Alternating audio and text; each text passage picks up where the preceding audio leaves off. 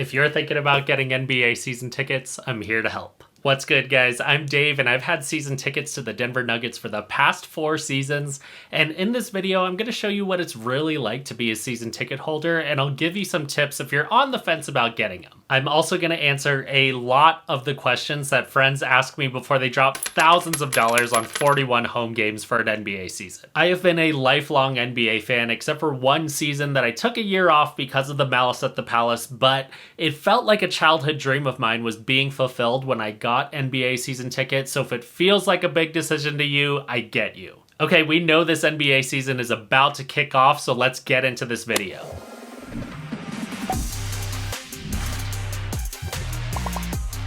Okay, let's start with the sheer number of games and how you're going to manage it. If you're going to get season tickets, you're going to want to think about how many games you're going to want to go to over the course of the season.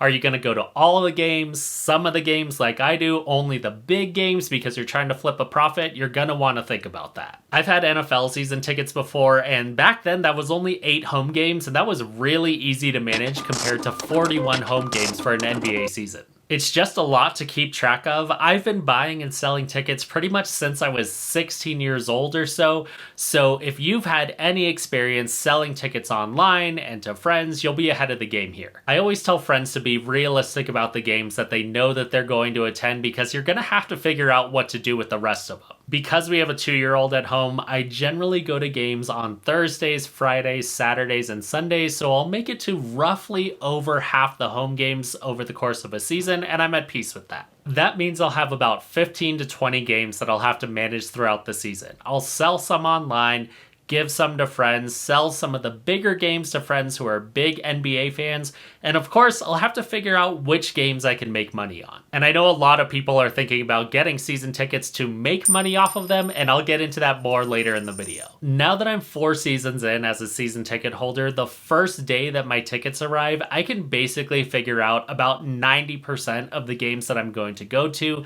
and I can put the rest for sale or save them for friends on the announcement of the NBA season. I will say that it does get easier the longer that you have season tickets because your friends will know that you have tickets if they're trying to get them, and you'll get better about pricing your tickets and knowing which games you really want to go to.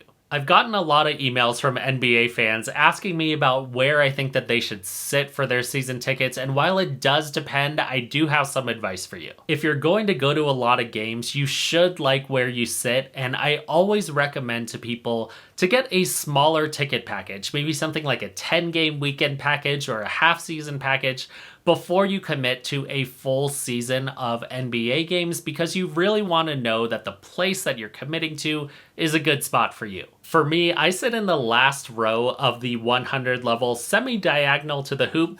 This picture right here is actually the exact view from my seats at Ball Arena, and I'll tell you why I like these tickets a lot. I think being in the back section of the 100 level is actually a very good value seat before seats start getting really expensive, but you know, if you're rich and you can afford anything, then get whatever you want. For my 2 tickets, I paid roughly $5,000 for the 2022-2023 NBA season, and that ends up being roughly $61 per ticket per game. Depending on where you live and, you know, who your team is, that might be laughably low, but it will probably be pretty close for other people who live in like a mid-market city. I do have the opportunity to upgrade my seats every year, but I don't for a few reasons, but just so you know, you can move your seats the following season if you think that it's not the right fit for you. I like being on the last row of the 100 level because I can beat the rush out of the stadium at the end of the game.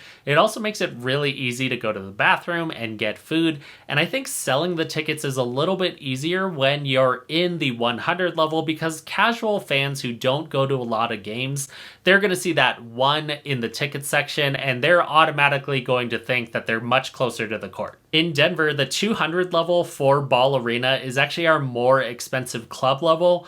And casual fans don't really know that, so they're going to see that the prices are really high at the 200 level and think that they're getting a deal at the 100 level, which makes my tickets easier to sell. That's one of those things that's very specific to your arena and your team, so the more you know about your team, the better off you're going to be. But of course, if you're going to go to every single game, you don't have to worry about selling them, and it's another reason to think about how you're going to use your tickets.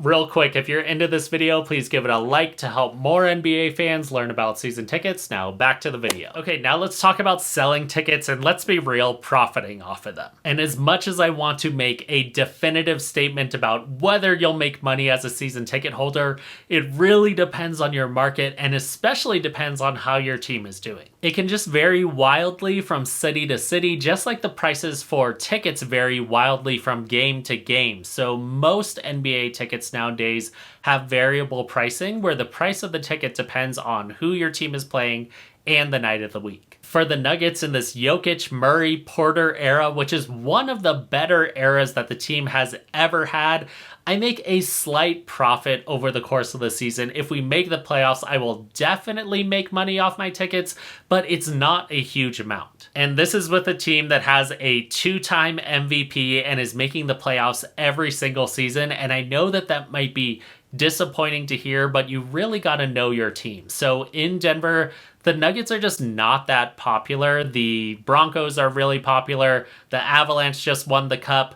The Nuggets are just not super popular overall in the city. Your team could be really popular and beloved in your city or on like an upswing right now that'll make it easier to sell tickets, or your team could suck, and that's going to make it really hard to sell your tickets. I'll make money selling my tickets to games against like the Lakers, the Warriors, and the Celtics, and other teams with a lot of star power. I end up giving away and dumping my tickets below cost for teams that don't have a lot of star power right now. So let's say the Spurs, the Raptors, those tickets are tougher to sell for sure. It roughly evens out over the course of the season, but it does get ugly. I do have to give away tickets sometimes, especially when we're playing a really bad team on like a Tuesday night. When you have season tickets, the NBA has a deal with Ticketmaster that makes it really easy to put your tickets for sale, and Ticketmaster takes about a 10% cut. If you've ever sold tickets on StubHub before, you know that they are absolutely on the buyer side. They're not on the seller side. They're going to take a huge cut, and they will absolutely penalize you if something goes weird with the sale of your tickets. So I don't use StubHub for that reason. I just use Ticketmaster because it's really easy, or, you know, I'll do a cash deal with friends. The NBA right now is all about star power. So, you know, those Laker tickets are going to sell no matter what, because people want to see LeBron. There are also other factors that you're going to want to consider. So like the Charlotte Hornets Stadium is not that big, right? So that actually can create some demand for a team, even if they're not really, really good. The stadium is just smaller, so it might be easier to sell your tickets if your stadium isn't really big and demand is high. And this is why I always recommend to people to get a smaller ticket package if they're not all in on getting season tickets. It really helps you understand your market because you're going to go to some games, you're going to sell some games, and you're going to feel what that experience is like. That's what we did. We had a 10-game weekend package, super easy to sell, super easy to go to before we dove in and got season tickets. Next, I want to talk about going to games as a season ticket holder, and I just love going to games. That's the main reason why we have season tickets. For some reason, we generally have a home game on my birthday, and that's exactly where I want to be on my birthday. When you have season tickets, you're lucky enough to see all of the cool in-stadium videos. So the pregame hype videos, the fourth quarter videos, all of the stuff that they do for the playoffs. I love all of that stuff, and it's a huge reason why I love having season tickets because I don't miss any of it. You also somehow learn a lot about how these videos work. You learn that the videos completely flip over at the All-Star break depending on how the team is doing, and then it changes for the playoffs, and they do special things in the arenas to make those experiences even better. I just really love that stuff. And if you go to a lot of games, you get to know the fans who are sitting next to you. You learn who their favorite players are, what kind of fans they are, if they're like a funny fan or an aggro fan. And that makes it a lot of fun to go to games together because it's kind of like you're sitting with friends. You could honestly go by yourself and just sit next to the people who you sit next to normally at the games, and you can have a great time. Because I go to so many games over the course of a season, I also find that I'm a lot less stressed about the overall experience. If you only go to like one game a season, you're going to be very stressed out about wanting to get there on time, wanting to take in the whole experience, and if the team loses, then that really sucks. But because I'm at the arena all the time, it just ends up being a fun part of my everyday life. It's also oddly comfortable to walk into the arena and take the same route and go to your same seat every time. You're not looking down all the time and checking the section and what row and ticket you have. It's really, really easy to just get to your seats for every game. Next, if you think that you'd be into the special events that are available for season ticket members, I would absolutely ask your rep what type of events they held for season ticket members the previous season. Depending on where you live, it could be a lot or it could be very little. In Denver, I think that we're right in the middle. We really enjoy going to these season ticket member events, and while they change every year, there's generally at least one Meet the Team event where you're able to walk around with other season ticket holders and snap a picture with one or two players over the course of the night. Over the past 4 seasons, here are just some of the things that I've done. I've played around on the court with other fans before watching an away game on the Jumbotron.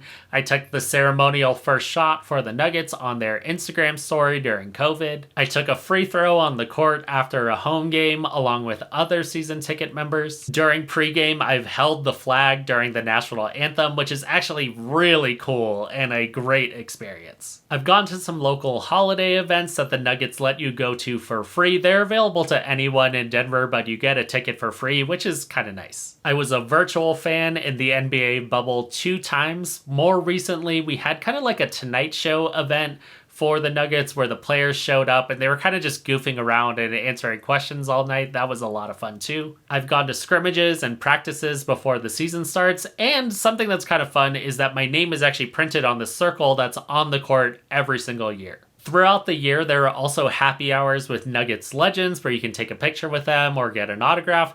These things won't fill your social calendar completely. It's not going to be that many things, but you will have maybe, 3 to 5 things that you'll go to a year where you'll get some free food and have some fun with other fans. We make it a point to try and go to as many of these events as we can, as our schedule allows. It feels like it's part of being a season ticket member, and we're getting a little bit more value out of the money that we're spending. Again, these events are going to be drastically different depending on your city and your team, so ask a season ticket rep before you buy those tickets if you think that you'd be interested in events like this. Okay, so that's what I got on NBA season tickets for now. If you have any other questions about being a season ticket member, add them to the comments. I'll do my best to answer as many as I can. Whether you get season tickets, a half season, a weekend package, or you just decide that it's not for you, I hope that your team plays to its potential this season and that everyone stays healthy. If you live in Denver and you catch me at a game, definitely say hi. Let's hope that our team finally stays healthy this year and we make a deep run in the playoffs. Thanks so much for watching. Here's to a great NBA season, and go Nuggets.